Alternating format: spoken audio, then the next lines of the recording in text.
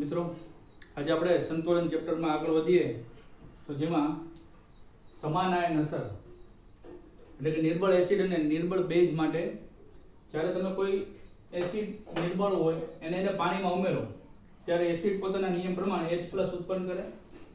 H+ પાણી સાથે જોડાય H2O સાથે જોડાય ને H3O+ એટલે કે હાઇડ્રોનિયમ આયન બનાવે અને અહીંયાથી એસિટેટ આયન ઉત્પન્ન થાય. પરંતુ કારણ કે નિર્બળ એસિડ છે એટલે એનું આયનીકરણ સંપૂર્ણ નહીં થાય ને ફરી પાછું પુનઃ જોડાઈને પ્રતિગામી પ્રક્રિયા થઈને એસિડ પાછું મળતું હોય. હવે જ્યારે સંતુલન સ્થપાઈ ગયું તે પરિસ્થિતિની વાત છે. સંતુલન સ્થપાઈ જાય ત્યારબાદ ઇમેજ કરો કે બીકરની અંદર તમારે લેબની અંદર એસિટિક એસિડ અને પાણીનું મિશ્રણ બનાવેલું છે અને એમાં સંતુલન સ્થપાયેલું છે. હવે તમારે બહારથી એની અંદર આવો કોઈક આયન હોય એવું બીજું સંયોજન ઉમેરવાનું છે.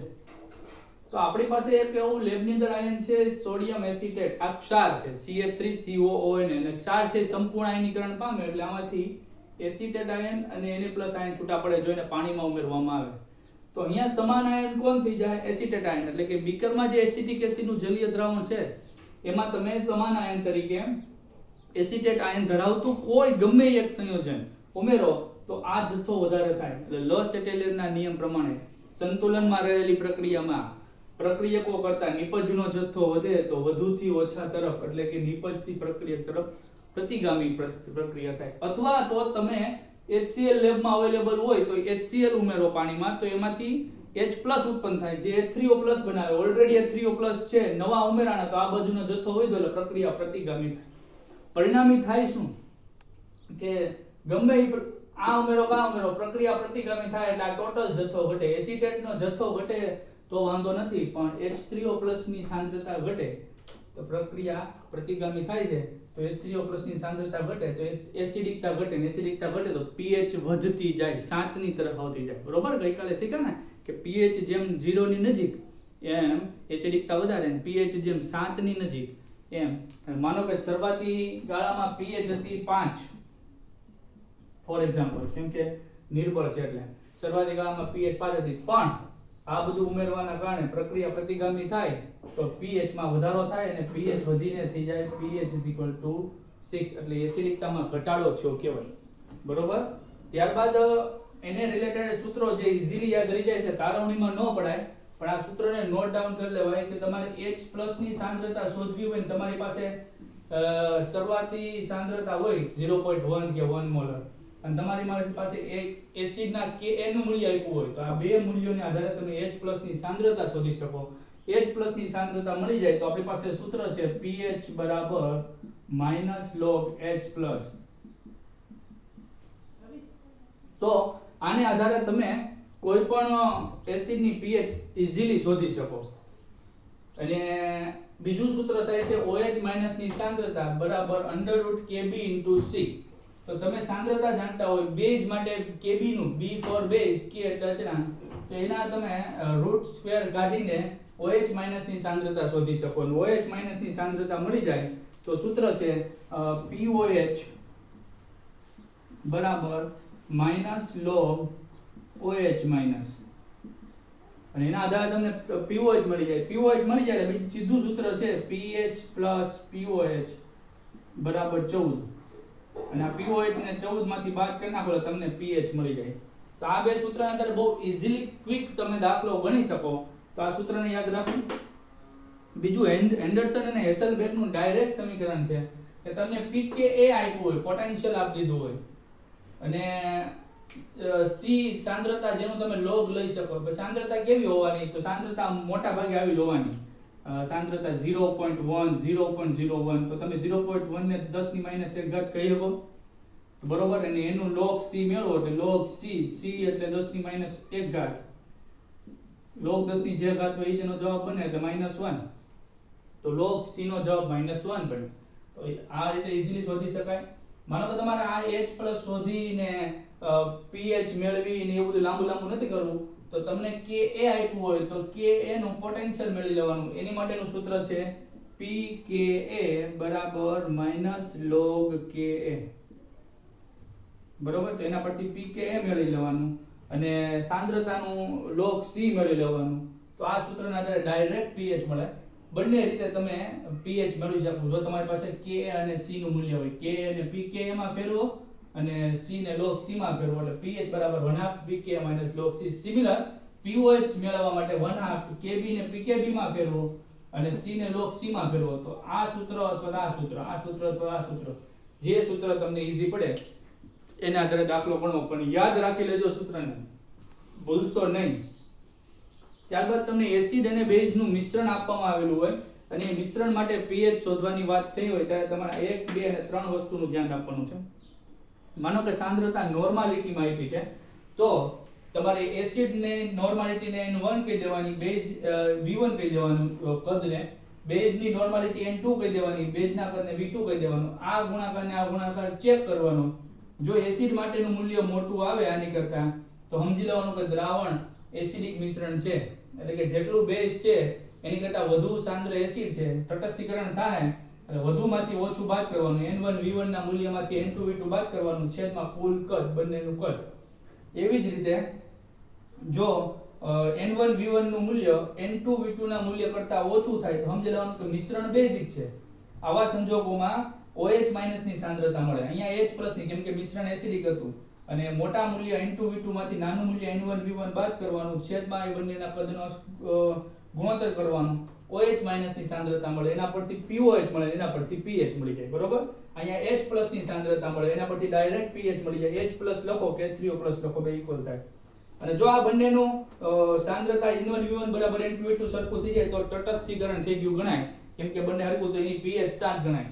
હવે તમને સવાલ થતો હોય કે સાહેબ સાંદ્રતા નોર્માલિટી ને બદલે મોલારિટીમાં આપી હોય તો અમારે શું કરવાનું તો અહીંયા આપણે 5 એક્ઝામ્પલ આપ્યા છે એમાંના નીટમાં પૂછાયેલા સવાલો મેં ગોતીને આપણા ટોપિક રિલેટેડ લેતા ગયા તમને ખ્યાલ આવે કે સંતુલન ચેપ્ટરમાં કોઈ માથાકૂટ કરવાની જરૂર નથી બહુ ઈઝી સવાલો પૂછાતા હોય છે. પહેલો સવાલ આપણી સમક્ષ છે કે સમાન કદ ધરાવતા સમાન કદ કીધું છે આપ્યું નથી 0.1 મોલર NaOH અને 0.01 મોલર HCl તો અહીંયા આન્સર આપણે જોઈએ કે HCl નું કદ તો નથી આપ્યું પણ HCl ના કદને આપણે V1 કહી દઈએ ને ધારી લઈએ 1 લિટર અથવા તો 1 મિલી બરોબર અને એની માટેની મોલારિટી ને આપણે M1 કહીએ તો M1 HCl માટે છે 0.01 મોલર છે જેને આપણે આ રીતે ફેરવી શકીએ 1 ગુણ્યા 10 ની -2 ઘાત મોલર અને જ્યારે નોર્માલિટી છે ત્યારે n એટલે કે એસિડ ની બેઝિકતાને પણ ધ્યાનમાં લેવી પડશે એટલે n બરાબર આપણે 1 કહી દઈએ કેમ કે અહીંયા નોર્માલિટી છે અહીંયા મોલારિટી આપી છે. સિમિલર NaOH માટે આપણે વાત કરીએ V2 બરાબર કદ સરખું છે એટલે આપણે એને 1 કહીએ અને એની મોલારિટી M2 બરાબર આપણે આપી છે 0.1 મોલર લઈએ તો M2 ને આપણે આ રીતે ફેરવવું પડશે એટલે 10 ની -2 ઘાત કરીએ એટલે 2 પોઈન્ટ ખસેડીએ એટલે 10 ગુણ્યા 10 ની -2 ઘાત મોલર અને એની માટે n બરાબર પણ 2 થાય 1 થાય કેમ કે NaOH 1 OH આપે અને આ 1 H પ્લસ આપે એટલે n ના મૂલ્યો સરખા છે એટલે કઈ ચિંતા કર્યા જેવું છે નહીં. તો હવે સરખામણી કરીએ આપણે M1 V1 M2 V2 n વડે ગુણાકાર કરવો પડશે કયું મૂલ્ય મોટું થાય M1 કેટલું છે 1 ગુણ્યા 10 ની માઈનસ n નું મૂલ્ય 1 પેલું 10 ની -2 1 ગુણ્યા 10 ની -2 V1 1 અને અહીંયા n આનું n નું મૂલ્ય પણ 1 M2 બરાબર 10 ગુણ્યા 10 ની -2 V2 1 કયું મૂલ્ય મોટું થાય બરાબર બેઝ નું મૂલ્ય થાય એટલે એનો અર્થ કે મિશ્રણ કેવું છે બેઝિક કેમ કે બેઝ ની સાંદ્રતા વધારે છે 10 ગુણ્યા 10 ની -2 આવે છે ને તો હવે મિશ્રણ બેઝિક છે એવો ખ્યાલ આવી ગયો આપણને એટલે હવે આપણે આ સૂત્ર લાગુ પડે OH ની સાંદ્રતા અને OH ની સાંદ્રતા બરાબર M2 V2 M1 V1 કેમ કે M1 V1 એસિડ માટે કીધું છે પ્લસ V1 પ્લસ V2 અને અહીંયા n વડે ગુણાકાર કરવો પડે હવે n ના મૂલ્ય સરખા ભલે નહીં પણ અહીંયા આપણે પ્રેક્ટિસ માટે કરીએ છીએ અને નહીં પાછું તમે ભૂલી જાઓ એની કરતા અહીંયા હું n લખી જ લાવું તો M2 V2 આની માટે n નું મૂલ્ય 1 m2 0.1 મૂલ્ય છે એટલે આપણે 2 પોઈન્ટ ખસેડ્યા છે મિત્રો 2 પોઈન્ટ ખસેડ્યા છે એટલે 10 ગુણ્યા 10 ની માઈનસ 2 ઘાત થઈ એટલે 10 ગુણ્યા 10 ની માઈનસ 2 ઘાત માઈનસ n અહીંયા n નું મૂલ્ય વળી પાછું 1 m1 નું મૂલ્ય છે 1 ગુણ્યા 10 ની માઈનસ 2 અને v1 કદ અહીંયા પણ 1 છે અહીંયા પણ 1 આપણે ધારો અહીંયા 1 અને અહીંયા પણ ગુણાકારમાં 1 છેદમાં 1 + 1 = 2 એટલે અહીંયા વધ્યું 10 ગુણ્યા 10 ની માઈનસ 2 10 ગુણ્યા 10 ની માઈનસ 2 ઘાત માઈનસ 1 ગુણ્યા 10 ની માઈનસ 2 1 ગુણ્યા 10 ની માઈનસ 2 ના છેદમાં 2 ચલો 10 ની માઈનસ 2 ઘાત કોમન નીકળી જાય અને 10 માંથી 1 બાદ થઈ જાય 9 ગુણ્યા 10 ની માઈનસ 2 ના છેદમાં 2 9 ના અડધા કેટલા થાય 4.5 ગુણ્યા 10 ની માઈનસ 2 આ OH માઈનસ ની સાંદ્રતા આવી મિત્રો બરોબર અને OH માઈનસ ની સાંદ્રતા આવી એટલે હવે તમારે જાતે ગણવાનું રહે POH ગણી લેવાનું POH બરાબર માઈનસ log OH માઈનસ ની સાંદ્રતા માઈનસ log OH માઈનસ ની સાંદ્રતા છે 4.5 ગુણ્યા 10 ની માઈનસ 2 ઘાત અને તમને ખ્યાલ હોવો જોઈએ log હોય ગુણાકાર હોય તો log નો સરવાળો થાય અને ભાગાકાર હોય તો log ની બાદબાકી થાય તો અહીંયા સરવાળો કરવાનો થાય માઈનસ log 4.5 વત્તા log 10 ની માઈનસ 2 હવે તમને એમ થાય કે ભાઈ નીટમાં log ટેબલ તો આપતા નથી તો જવાબ કઈ રીતે મેળવશું તો તમારે જવાબ મેળવવાનો રહે log 1 2 3 4 5 અને 6 આટલા મૂલ્યો યાદ રાખી લેવાના log 1 થી 6 સુધીના મૂલ્યો યાદ રાખી લેવાના રહે તમારે અને ઈ મૂલ્યને આધારે તમારે અહીંયા log 5 નું મૂલ્ય મૂકી દેવાનું રહે માઈનસ અને આ જવાબ આવશે log 10 ની માઈનસ 2 નો જવાબ આવે 10 ની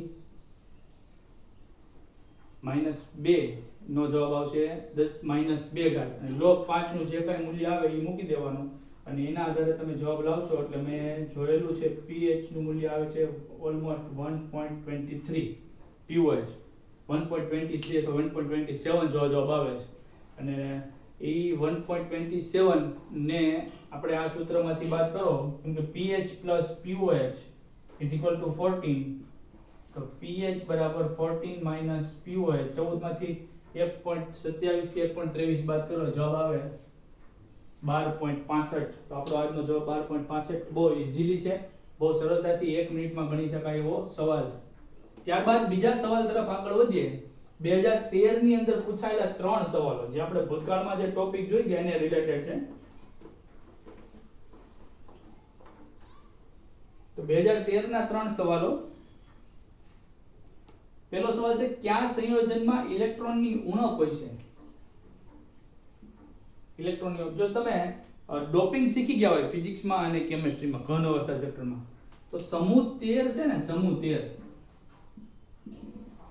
સમૂહ 13 માં કોણ આવે સમૂહ 14 માં ડોપિંગ કરતા હતા અને સમૂહ 13 માં સમૂહ 14 અને સમૂહ 15 ના તત્વોનું ડોપિંગ કરતા હતા સમૂહ 13 ના તત્વોમાં આવે બેંગન આલુ ગાજર ઇન થેલી 15 માં આવે નેપાળ પાકિસ્તાન ઓસ્ટ્રેલિયા સબ ભિખારી તો સમૂહ 13 ના તત્વો છે ને એને ઇલેક્ટ્રોન ઉણપ વાળા તત્વો કહેતા હતા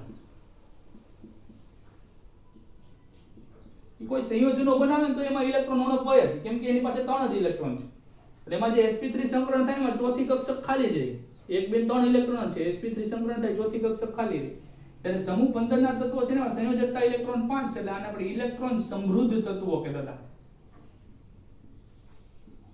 કેમ કે એમાં sp3 સંકરણ થાય 4 કક્ષક આ એક s ને 3 p તો 5 ઇલેક્ટ્રોન ગોઠવો 1 2 3 4 ને 5 આ ઇલેક્ટ્રોન યુગ્મ પડ્યું જ રહેવાનું છે બરોબર એટલે ઇલેક્ટ્રોન સમૃદ્ધ તત્વ ઇલેક્ટ્રોન ઉણપવાળા તત્વોમાં આમાંથી કોઈ સંયોજન દેખાય છે જો અહીંયા આ દેખાણું Ba3 પણ અહીંયા બોરોન સાથે 2 CH3 છે હવે સમૂહ 13 ના તત્વો છે ને એમાં sp3 સંકરણ થાય ને તો એક s કક્ષક ને 3 p કક્ષક, આ sp3 સંકૃત કક્ષકો, બરોબર, સમૂહ 13 ના, અને એની પાસે 3 ઇલેક્ટ્રોન હોય, સંયોજકતા ઇલેક્ટ્રોન 3, તો એ 3 પૈકી 2 સાથે CH3 જોડાણા. દેખાય તમને 2 CH3? તો એક ઇલેક્ટ્રોન તો પડ્યો રહ્યો ને, એક ઇલેક્ટ્રોન છે તો એની ઇલેક્ટ્રોનની ઉણપ નહીં કહેવાય.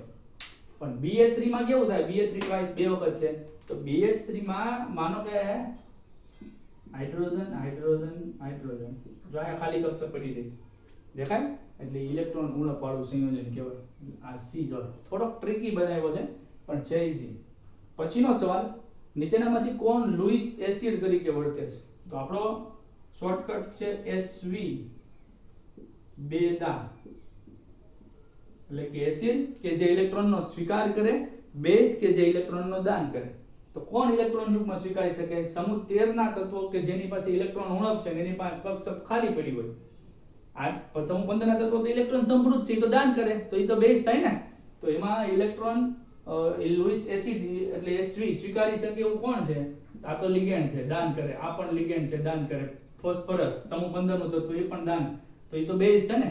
આ BF3 માં જે બોરોન છે એ સમૂહ 13 નું તત્વ છે, ઇલેક્ટ્રોન ઉણપ વાળું, એટલે ઇલેક્ટ્રોન સ્વીકારી શકે. થાય ને? ખૂબ ઝડપી સોલ્યુશન.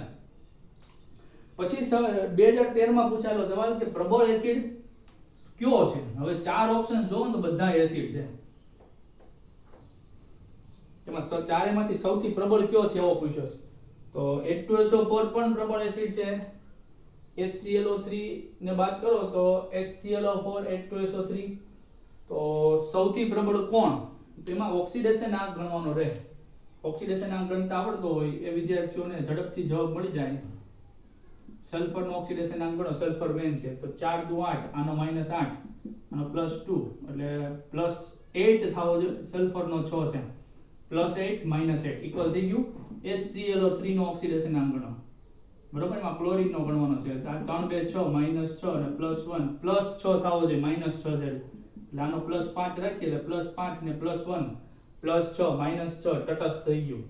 પછી આવે છે HClO4, એમાં ક્લોરીન નો ઓક્સિડેશન આંક ગણો, 4 દુ 8, -8, અને હાઇડ્રોજન નો +1, -8 છે એટલે +8 થાવો જોઈએ, એટલે +7 અને +1 +8 થઈ ગયો. અને H2SO3,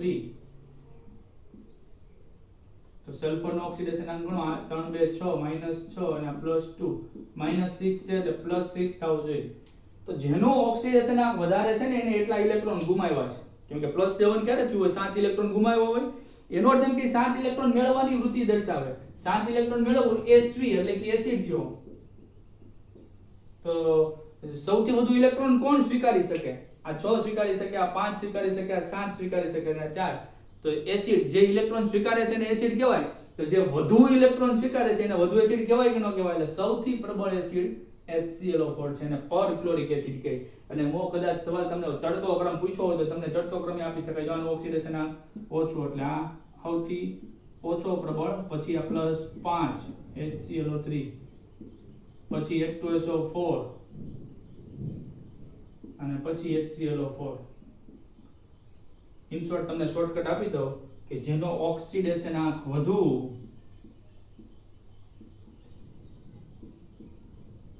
એની એસિડિકતા વધુ. આજીવન યાદ રાખજો, જેનો ઓક્સિડેશન આંક વધારે હોય એની એસિડિકતા વધુ. આ માસ્ટર સવાલ ક્વેશ્ચન છે તમારે, આમ બહુ પૂછાણા છે, આને જોવા જાય. એકને આધારે પછી તમને અનેક આવડવા જોઈએ. એવું નહીં કે તમે એકની એક પેટર્ન ના પછી 10 સવાલ સોલ્વ કર્યા કરો. બસ ઈઝી છે, શોર્ટકટ મળી ગયો એટલે ફિનિશ થઈ ગયું. ત્યારબાદ 2016 માં પૂછાયેલો સવાલ કે આમાંથી કયું ફ્લોરીન યુક્ત સંયોજન છે જે લુઈસ બેઝ તરીકે વર્તે?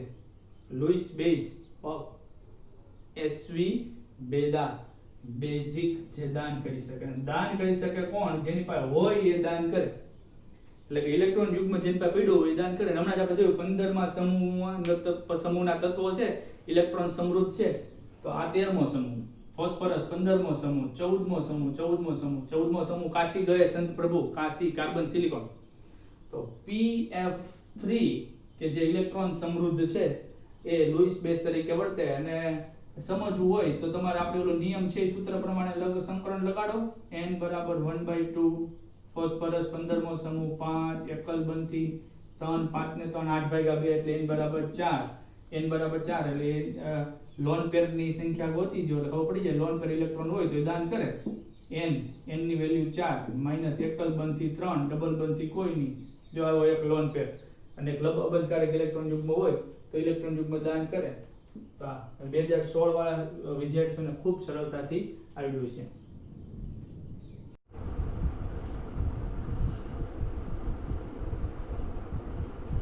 સ્ક્રીનશોટ લઈ લેજો.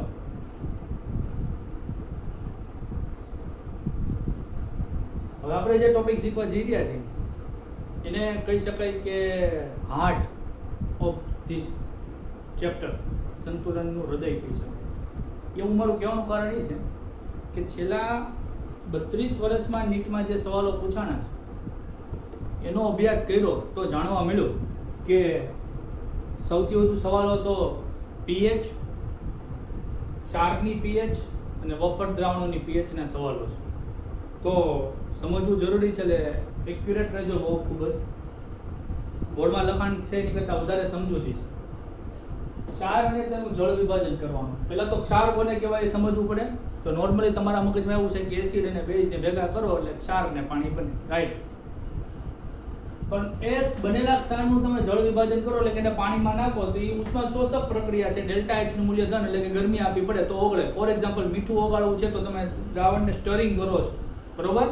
તો એમાંથી એસિડ અને બેઝ પાછા બની શકે ખરા. અને એ એસિડ અને બેઝ જો જોડાય તો તટસ્થીકરણ થાય, ક્ષાર અને પાણી બને. એ ઉષ્માક્ષેપક પ્રક્રિયા છે એટલે એ પ્રક્રિયાથી ગરમી ઉત્પન્ન થાય. તો તમે કયા પ્રકારના ક્ષારની વાત કરો છો એના ઉપર ડિપેન્ડ છે ભાઈ. તો ક્ષારના પ્રકારો 3 પ્રકારો આપણે કહી શકાય. સાદા ક્ષારો, પછી બીજું છે દ્વિક્ષારો એટલે કે બે ક્ષારોનું મિશ્રણ, ફટકડી પોટેશિયમ, યાદ કરો K2SO4 એક ક્ષાર, L2SO4 થ્રાઇસ બીજો ક્ષાર, એને 24H2O પાણીમાં નાખ્યું છે, સ્ફટિક જળ સ્વરૂપે પાણી હોય. અને ત્રીજું સંકીર્ણ ક્ષારો, આખું ચેપ્ટર છે સંકીર્ણ સંયોજન, એ પણ તમે જાણો છો 12 સાયન્સમાં. આપણે સાદા ક્ષારો વિશે વાત કરવાનું છે. તો સાદા ક્ષાર પણ એના પણ પ્રકાર છે, 4 પ્રકાર છે, 1 2 3 અને 4. શું છે? SASB. S એટલે સ્ટ્રોંગ, W એટલે B, A એટલે એસિડ, B એટલે બેઝ. તો સ્ટ્રોંગ એસિડ અને સ્ટ્રોંગ બેઝ એટલે કે પ્રબળ એસિડ ને પ્રબળ બેઝ ભેગા થાય અને ક્ષાર બનાવે. તો આઈડિયા સ્ટ્રોંગ એસિડ, પ્રબળ એસિડ, સ્ટ્રોંગ બેઝ, પ્રબળ બેઝ, વીક એસિડ, નિર્બળ એસિડ, વીક બેઝ, WB એટલે વીક બેઝ. તો કેટલાક પ્રબળ એસિડ લખ્યા છે HCl, HNO3, H2SO4, HClO4 જે તમે જાણો છો. કેટલાક પ્રબળ બેઝ લખ્યા, સ્ટ્રોંગ બેઝ, NaOH કેવો છે એ પણ તમે જાણો છો. વીક એસિડ, નિર્બળ એસિડ લખ્યા છે HCN, હાઇડ્રોજન સાયનાઇડ, Ca3COOH એટલે કે એસિટિક એસિડ. વીક બેઝ લખ્યા છે એમોનિયમ હાઇડ્રોક્સાઇડ, NH4OH, એમોનિયા, ઘણા બધા આપણે અગાઉ વાત કરી પણ ગયા લુઈસ અને લોરી બ્રોન્સ્ટેડ અને આરએનએસ ના નિયમમાં. તો સ્ટ્રોંગ એસિડ અને સ્ટ્રોંગ બેઝ, પ્રબળ એસિડ અને પ્રબળ બેઝનો ક્ષાર કેમ બને? તો કે એસિડ અને બેઝ ભેગા થાય. માનો કે આપણે સ્ટ્રોંગ એસિડ તરીકે HCl લઈએ અને સ્ટ્રોંગ બેઝ તરીકે NaOH લઈએ તો આમાંથી H અને અહીંથી OH પાણી બની ગયું, વધ્યું Cl અને Na. તો આ NaCl એ સ્ટ્રોંગ એસિડ અને સ્ટ્રોંગ બેઝનો ક્ષાર છે. એ રીતે માનો કે આપણે HNO3 લઈએ, HNO3 ને કેવો H લઈએ? Strong acid, strong base. તો અહીંથી H, અહીંથી OH પાણી, અહીંથી NO3 અહીંથી K એટલે KNO3. તો આ પણ શેનો ક્ષાર છે? સ્ટ્રોંગ એસિડ ને સ્ટ્રોંગ બેઝ નો. તમારે નક્કી કરવું હોય કે ભાઈ કયો ક્ષાર કેનો છે તો તમારે આ ક્ષાર આપ્યો છે તો લઈ લેવાનું KNO3. એમાંથી અહીંનો છૂટા પાડી દેવાના K plus NO3 minus અને એમાં પાણી ઉમેરી દેવાનું. પાણી એટલે H plus ને OH minus. તો H plus આની હારે જોડાય, OH minus આની હારે જોડાય. તમને ખ્યાલ આવી જાય ઓહો કેવો H, પ્રબળ બેઝ, HNO3 પ્રબળ એસિડ એટલે કે આ આપણો ક્ષાર એ સ્ટ્રોંગ એસિડ ને સ્ટ્રોંગ બેઝ નો છે KNO3. તો આ રીતે તમારે જળ વિભાજન કરીને ખબર પડી જાય. તો આ સ્ટ્રોંગ એસિડ ને સ્ટ્રોંગ બેઝ ના જળ વિભાજનનું કોઈ નામ નથી અને એનું જલીય દ્રાવણ તટસ્થ બને એટલે કે મીઠાનું જલીય દ્રાવણ તટસ્થ બને છે કે જેની pH 7 છે. બીજા પ્રકારનો ક્ષાર સ્ટ્રોંગ એસિડ અને વીક બેઝ એટલે કે પ્રબળ એસિડ અને નિર્બળ બેઝ નો ક્ષાર. તો પ્રબળ એસિડ તરીકે માનો કે આપણે HCl લઈએ તો H+ આપે અને નિર્બળ બેઝ તરીકે માનો કે NH4OH લઈએ તો OH આપે. તો વધ્યું શું? NH4 અને Cl. બરોબર. તો NH4Cl એ સ્ટ્રોંગ એસિડ ને વીક બેઝ નો સોલ્ટ એટલે કે ક્ષાર છે. માનો કે સ્ટ્રોંગ એસિડ તરીકે HNO3 લઈએ અને વીક બેઝ તરીકે NH4OH એટલે કેમ કે OH આપે છે, તો આ OH આ H પાણીનો અણુ દૂર થયો, વધ્યો NH4 અને NO3. તો NH4 NO3 સ્ટ્રોંગ એસિડ અને વીક બેઝ નો ક્ષાર. અને માનો કે તમને NH4 NO3 જ આપી દીધેલો હોય તો તમારે એને છૂટા પાડવાના, NH4 NO3 અને એમાં પાણીનો H2O ઉમેરી દેવાનો, તો H અહીંયા જોડાશે, OH અહીંયા જોડાશે. તો તમને ખ્યાલ આવી જાય કે આ NH4OH તો નિર્બળ બેઝ છે, HNO3 તો પ્રબળ એસિડ છે, પ્રબળ એસિડ અને નિર્બળ બેઝ એટલે કે સ્ટ્રોંગ એસિડ વીક બેઝ નો ક્ષાર. તો એમાં કેટાયોનિક લખ્યું છે, એનું શું કારણ? તો અહીંયા NH4Cl હું લઉં છું, સ્ટ્રોંગ એસિડ સ્ટ્રોંગ બેઝ. તો NH4Cl ને જ્યારે પાણીમાં નાખો ત્યારે એમાંથી ઉત્પન્ન થાય NH4+ અને Cl- આયન, અને આમાંથી ઉત્પન્ન થાય H+ અને OH- આયન. હવે NH4+ ને OH- નું જોડાણ થઈ જાય તો એ નિર્બળ બેઝ બનાવે. નિર્બળ બેઝ તમને ખબર છે 100% આયનીકરણ ન થાય એટલે NH4OH દ્રાવણમાં પડ્યો રહે. જ્યારે બીજું બને છે H+ અને માનો કે Cl લીધો છે એટલે HCl બનશે, પણ H+ ને Cl- જલીય માધ્યમમાં છે એટલે 100% આયનીકરણ. એ બે ભેગા નહીં થાય, HCl નહીં બને કેમ કે પાણીમાં છે એટલે આયનીકરણ થયેલા છૂટા જ રહે, H+ અને Cl- છૂટા જ રહે. એટલે આ પ્રક્રિયા દરમિયાન બેઝ નિર્બળ ઉત્પન્ન થયો, પણ H+ અને Cl- માં H+ દ્રાવણને એસિડિક બનાવે. દેખાય છે? H+ દ્રાવણને શું બનાવે? એસિડિક. કેમ કે HCl જોડાયેલા ન આમ થાય તો માનો કે HCl બનતું હોય તોય તમે વિચાર કરો, હાલો HCl પ્રબળ એસિડ અને આ નિર્બળ બેઝ, તો પ્રબળ એસિડ છે તો દ્રાવણ એસિડિક જ બને, અને એના કારણે H+ ના કારણે જળ વિભાજન કેટાયોનિક, આપણે ધન વીજભારિત થઈશું, અને એસિડિક દ્રાવણ બન્યું એના કારણે એની pH 7 કરતા ઓછી થાય. બરોબર. તો આ એનું સ્ટ્રોંગ એસિડ અને વીક બેઝ ના ક્ષારનું જળ વિભાજન કર્યું છે, અને એ જળ વિભાજન જ્યારે સંતુલન પ્રાપ્ત કરે ત્યારે એનો જળ વિભાજન અચળાંક, હાઇડ્રેશન કે શું જળ વિભાજન એટલે K એટલે કોન્સ્ટન્ટ, હાઇડ્રેશન કોન્સ્ટન્ટ, તો એનું સૂત્ર થાય KW/KB. KW/KB. તમે કહો સાહેબ વાત તો દ્રાવણ તો એસિડિક છે, KB કેમ? કેમ કે આ NH4OH તમારા દ્રાવણમાં છે એટલે એને KB છેદમાં લખાવો. KW એટલે H+ ની સાંદ્રતા OH- ની સાંદ્રતા. તો અહીંયા OH- તો છે જ નહીં એટલે H+ ની સાંદ્રતા છે એટલે H+ ની સાંદ્રતા ગુણ્યા H+ ની સાંદ્રતા બે વાર એટલે H3O+ ની સાંદ્રતા, એટલે કે એનો બે વખત ગુણાકાર એટલે સ્ક્વેર H+ અથવા H3O+ જે લખો એ લખો છે છેદમાં KB. આવું સૂત્ર થાય. અને એસિડિક દ્રાવણ છે એના કારણે એની pH 7 કરતા ઓછી છે. ત્રીજા પ્રકારનો સાદો ક્ષાર વીક એસિડ અને strong base. Weak acid weak પણ બેઝ સ્ટ્રોંગ, એવો આપણે ક્ષાર બનાવી Ru વીક એસિડ અને સ્ટ્રોંગ બેઝ. તો વીક એસિડ તરીકે માનો કે CH3COOH લો અને સ્ટ્રોંગ બેઝ તરીકે NaOH લો, તો આમાંથી H+ અને અહીંથી OH- પાણી છૂટું પડી ગયું, વધ્યું CH3COO- અને H+, સોરી Na+, એટલે CH3COO Na. તો આને કયા પ્રકારનો ક્ષાર કહેશું? વીક એસિડ અને સ્ટ્રોંગ બેઝ. માનો કે બીજો વીક એસિડ તરીકે હું HCl લઉં છું અને સ્ટ્રોંગ બેઝ તરીકે KOH લઉં છું, તો આમાંથી H+ અહીંથી OH, પાણી બની ગયું, વધ્યું K અને Cn. તો પોટેશિયમ સાયનાઇડ જે ઘાતક ઝેર છે ઈ વીક એસિડ એટલે કે નબળું નિર્બળ એસિડ અને સ્ટ્રોંગ બેઝ પ્રબળ બેઝ નો ક્ષાર છે. ઈ એનાયોનિક છે અને બેઝિક શા માટે છે એ આવ્યું. આપણે આ પ્રકારના ક્ષારનું જળ વિભાજન કરીએ, CH3COO Na નું જળ વિભાજન કરીએ તો આપણી પાસે દ્રાવણમાં આયન છે CH3COO- અને H+, અને પાણીમાંથી બને છે H+ અને OH-. તો દ્રાવણમાં NaOH બનશે પણ એ પ્રબળ બેઝ છે એટલે જલીય માધ્યમમાં 100% આયનીકરણ છૂટા જ રહે, આયનીકરણ પામેલા જ રહે.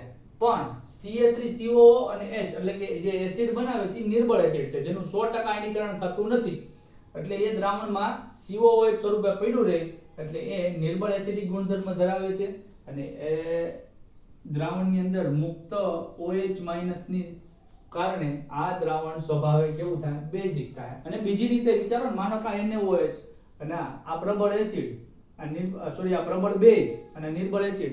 બેઝ પ્રબળ છે, એસિડ નિર્બળ છે, તો બેઝ ની અસર વધુ રહે કે નહીં? આ કારણે દ્રાવણ કેવું થાય? બેઝિક, અને એના કારણે એની pH 7 કરતા વધારે થાય. અને આ ક્ષારનો જળ વિભાજન અચળાંક Ka, હાઇડ્રેશન કોન્સ્ટન્ટ, આની જેમ જ KW ના છેદમાં દ્રાવણ બેઝિક ભલે થાતું પણ છેદમાં Ka આ નિર્બળ એસિડના કારણે છે, કેમ કે નિર્બળ એસિડમાં સંતુલન હોય છે આ રીતે CH3COO માઈનસ અને H પ્લસ, અને આ એસિડ નો સંતુલન અચળાંક તમે Ka કયો છો એટલે છેદમાં સિમિલર અહીંયા Kb આમાં પણ સંતુલન હોય તો Kw એટલે H પ્લસ ને OH માઈનસ, અહીંયા દ્રાવણમાં તો OH માઈનસ જ છે એટલે OH minus * OH minus H plus ના બદલામાં બે વખત OH લેવાનું એટલે OH નો સ્ક્વેર છેદમાં Kb. આ બંને સૂત્રો બોક્સ બનાવ્યા છે, મોસ્ટ ઇમ્પોર્ટન્ટ વસ્તુ છે, જો આ ચેપ્ટરમાં સૂત્રો જ યાદ રાખવાના છે, સૂત્રો યાદ નહીં રહે તો દાખલાનો જવાબ નહીં આવડે, અને બાકી ઈઝી છે સવાલો કઈ આવા બધા હાર્ડ એન્ડ ફાસ્ટ તમે જે 10માં 11માં માં શીખ્યા એવા અઘરા નહીં હોય. હવે ત્રીજા પ્રકારની વાત વીક એસિડ અને વીક બેઝ પ્રકારનો ક્ષાર. હવે ઈ એસિડિક હશે કે બેઝિક હશે એનો આધાર Ka અને Kb ના મૂલ્યો પર છે. તો જોઈએ વીક એસિડ અને વીક બેઝ. ક્યાં ગયો વીક એસિડ આર્યો અને વીક બેઝ. માનો કે હું એસિટિક એસિડ લઉં છું ને એમોનિયમ હાઇડ્રોક્સાઇડ, તો અહીંથી H અહીંથી OH બરોબર, બાકી વધ્યું CH3COO અને અહીંયા ધન આયન વધ્યો NH4. માનો કે HCl લઉં છું, આ લઉં છું, અહીંથી H અહીંથી OH, બાકી વધ્યું NH4 અને અહીંયા વધ્યું Cn. ક્ષાર કયા પ્રકારનો છે મેં તમને કીધું એમ, એના ધન ને ઋણ આયનો છૂટા પાડી દેવાના અને એમાં પછી ધન આયન સાથે OH જોડ દેવાનો, ઋણ આયન સાથે H જોડ દેવાનો, તમને ખ્યાલ આવી જાય કે ભાઈ ક્ષાર કયા પ્રકારનો છે. તો પ્રેક્ટિસ કરી લેવી પડે તો જ ખ્યાલ આવે. તો આ બધા આ ક્ષાર કયા પ્રકારના છે, એસિડિક છે, બેઝિક છે, તટસ્થ. તો સ્ટ્રોંગ એસિડ ને સ્ટ્રોંગ બેઝ બંને પ્રબળ હતા ત્યારે તો ઈ તટસ્થ થતું હતું, પણ વીક એસિડ ને વીક બેઝ છે તો ઈ તટસ્થ હશે એની કોઈ ગેરંટી નથી, કેમ કે એનો આધાર એસિડના Ka અને વીક બેઝ ના Kb ના મૂલ્ય પર છે. જો Ka નું મૂલ્ય Kb કરતા વધારે થાય તો એસિડ નું મૂલ્ય વધારે થયું તો ઈ કેટાયોનિક થાય સિમિલર રીતે, અને દ્રાવણ એસિડિક થાય, pH થશે 7 કરતા ઓછી, એટલે ઈ 7 ની આસપાસ જ હોય, 6 ને 7 ની વચ્ચે, કેમ કે બધું વીક જ છે. એટલે જો Kb નું મૂલ્ય Ka કરતા વધી જાય, બેઝ થઈ જાય તો એનાયોનિક થઈ જાય, દ્રાવણમાં એનાયન પડ્યું રહે. અહીં કેમ લખ્યું તો એનાયન પડ્યું છે OH માઈનસ, અહીં કેટાયન H પ્લસ પડ્યું છે, તો ઈ બેઝિક થાય, pH 7 કરતા વધારે. અને જ્યારે Ka અને Kb ના મૂલ્ય હરખા હોય નિર્બળ એસિડ ને નિર્બળ બેઝ માટે, ત્યારે એ તટસ્થ થાય ને ત્યારે તટસ્થ પ્રકારનું જળ વિભાજન થાય એટલે pH પણ 7 થાય. તો ચાર પ્રકારના ક્ષાર જોયા, SaAb, SaWb, WaHb અને WaWb. તો તમે એના અર્થ પણ જોયા અને એને આધારે આપણે KH નું સૂત્ર અને એને રિલેટેડ સવાલો પણ જોયા. હવે બીજું એક આની જેવો જ મહત્વનો સવાલ, બેઝિક બફર દ્રાવણ. પણ મિત્રો પરિવાર કહું છું, આ ટોપિકને એક બે વાર નહીં પણ 3-4 વખત રિવિઝન કરી મટીરીયલ લખી અને જોતા જાજો. ડિટેલિંગમાં જવું હોય તો ટેક્સ્ટ બુકમાં આપેલું છે એમાં પણ વાંચજો, પણ આ ટોપિક સરખો કરજો. આને રિલેટેડ સવાલો વધુ આવવાના છે, તૈયારીમાં રહેજો. એક ટોપિક શીખ્યા, બીજો ટોપિક બફર દ્રાવણો, બરફની બફર. બફર દ્રાવણમાં આપણે લાળ જે છે એની pH 6.4 છે, એસિડિક છે, પાચન કરે છે, તમારા મોઢામાંથી જાણો છો, એ બદલાતી જ નથી. તમે ખાટું ખાવ, તુરું ખાવ, ગમે એસિડ બેઝ ખાવ, લાળની pH નહીં બદલાય.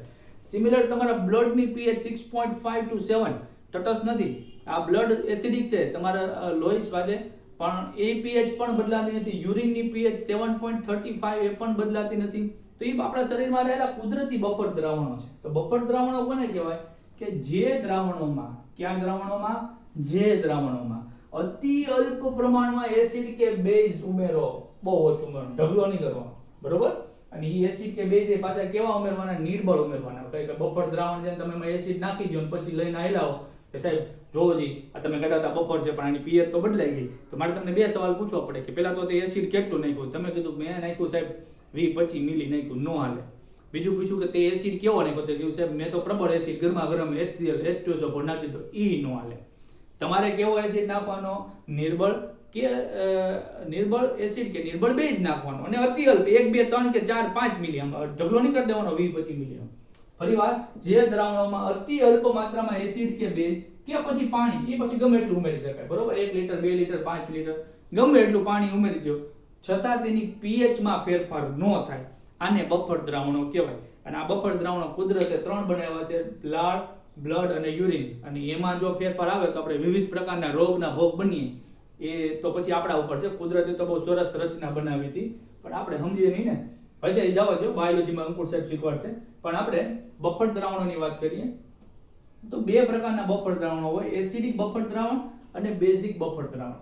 એસિડિક બફર દ્રાવણ હવે મારે લેબમાં બનાવવું છે, તમને હું લેબમાં લઈને ગયો છું, ચાલો આપણે લેબમાં વયા જઈએ. ઇમેજિન કે આપણે બધા લેબમાં છીએ, અને આપણે એસિડિક બફર દ્રાવણ બનાવવાનું છે, તો તમારે લેવાનું છે નિર્બળ એસિડ, પ્રબળ એસિડ નહીં લેવાનું, નિર્બળ એસિડ લેવાનું. તો ફોર એક્ઝામ્પલ તમે વીક બેઝ માંથી, વીક એસિડ માંથી પસંદ કરો આઈડિયા. ચાલો લેબમાં તમે એસિટિક એસિડ ઇઝીલી અવેલેબલ છે, તો આપણે એસિટિક એસિડ લીધું, એને બીકરમાં લ્યો 10-20 મિલી. પછી આપણે ક્ષાર ઉમેરવાનો છે એમાં, નિર્બળ એસિડમાં ક્ષાર. કેવો ક્ષાર? કે તમે જે નિર્બળ એસિડ લીધું છે એમાં કોઈ પ્રબળ બેઝ નાખવાનો અને એનો ક્ષાર બનાવવાનો, એટલે કે એસ નિર્બળ એસિડ અને પ્રબળ બેઝનો ક્ષાર. કેમ ગયો નિર્બળ એસિડ આ ગયો અને પ્રબળ બેઝ, નિર્બળ એસિડ પ્રબળ બેઝનો ક્ષાર આ ગયો. એસિટિક એસિડ એમાં NaOH નાખ્યો તો આ ક્ષાર ઉમેરજો. રેડી? અને હવે એ બેનું મિશ્રણ કરો તો આ જે બફર બન્યું એ એસિડિક બફર છે. ઇન શોર્ટ, નિર્બળ એસિડ અને ઈ જે નિર્બળ એસિડ લીધો એ નિર્બળ એસિડનો પ્રબળ બેઝ સાથેનો ક્ષાર, જે નિર્બળ એસિડ લીધું એ જ નિર્બળ એસિડનો પ્રબળ બેઝ સાથેનો ક્ષારનું મિશ્રણ એટલે એસિડિક બફર દ્રાવણ. કે જેમાં તમે હવે અલ્પ માત્રામાં એસિડ કે બેઝ ઉમેરો કે પાણી ઉમેરો, એની pH સેટ જે બદલાશે નહીં. અને એની pH શોધવા માટેનું સૂત્ર 20, 25, 35, 40 ગમે એટલી વાર લખવું પડે, લખજો. pH બરાબર pK log ક્ષાર જે કોઈ લીધો એની સાંદ્રતા છેદમાં તમે જે એસિડ લીધો એની સાંદ્રતા. જે નિર્બળ એસિડ લીધો એનો K નું મૂલ્ય આપ્યું હોય કે pK નું મૂલ્ય આપ્યું હોય, ક્ષારની સાંદ્રતા રકમમાં લખી હોય 0.1, 0.2, એસિડની સાંદ્રતા તમને રકમમાં લખી છે, આ બે સાંદ્રતા આપી છે એનું લોગ લઈ લેવાનું અને K કે pK આપ્યો હોય એનો સરવાળો કરવાનો એટલે તમને pH મળે.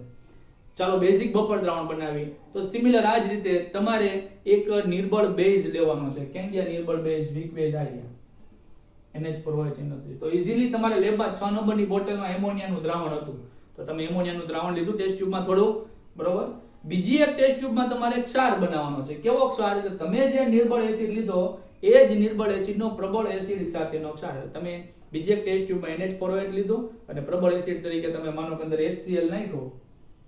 Thank you. નિર્બળ એસિડ આ રહ્યું, નિર્બળ બેઝ, વીક બેઝ અને સ્ટ્રોંગ એસિડ આ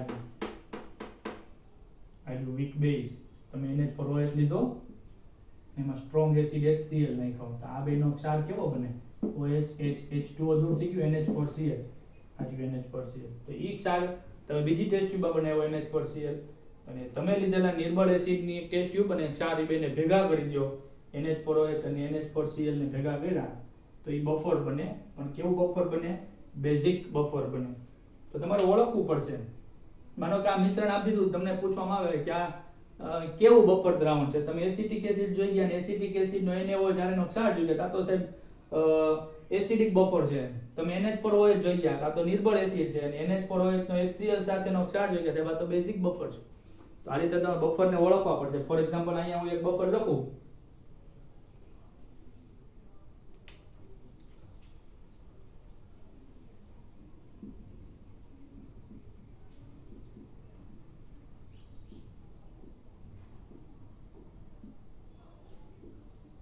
કયા પ્રકારનું બફર છે એવું પૂછવામાં તો તમારે જોઈ લેવાનું. HCN, ઓકે, HCN કેમ ગયું? વીક એસિડ, નિર્બળ એસિડ. અને NaCN, તો HCN માંથી CN આવ્યો ને Na આવ્યો NaOH માંથી, બરોબર. અહીંથી H ગયો હોય ને NaOH માંથી OH, પાણી ગયું એટલે Na વધ્યો ને CN વધ્યો. તો આ ક્ષાર છે, આ એસિડ છે, નિર્બળ એસિડ, ને નિર્બળ એસિડનો પ્રબળ બેઝ છે, તો આ તો એસિડિક બફર છે. બીજું એક બફર લખું,